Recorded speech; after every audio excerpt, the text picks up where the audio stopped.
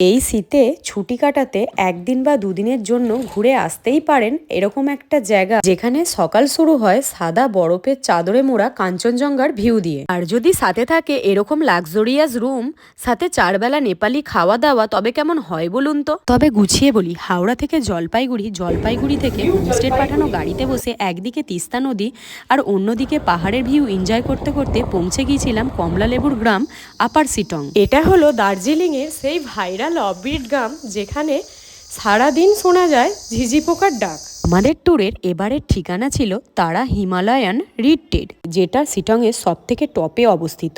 হোমস্টের পিছনে আছে অফুরন্ত চা বাগান আর পাইন ফরেস্ট, সামনে আছে পুরো কাঞ্চনজঙ্ঘার ভিউ। পায়ে হেঁটে ঘুরে আসতেই পারো 300 বছরের পুরনো লেপচা মোনাস্ট্রি, বুদ্ধা স্ট্যাচু, কমলালেবু বাগান এবং আরও কত কি। তবে তোমরা চাইলে গাড়ি ভাড়া করে ঘুরে আসতেই পারো অহলদারা ভিউ পয়েন্ট, নামথিন পুকরি, মন্দিরাম টি গার্ডেনের মতো ঘুরে দেখতেই পারো আরও অনেক জায়গা। তবে যোগীঘাটে এসে ন্যাচারাল সুইমিং পুলে নেপালিদের সাথে সুইমিং করার মজাটা মিস করো না কিন্তু। আর খাওয়া দাওয়ার কথা বলি, নেপালি স্টাইলের একদম দুর্দান্ত খাওয়া দাওয়া, টেস্ট তো আমার দারুণ লেগেছে। এই সব কিছুই আপনারা পেয়ে যাবেন পার হেড পার ডে মাত্র 1800 টাকায়। নাম্বার আমি ক্যাপশানে দিয়ে রাখলাম।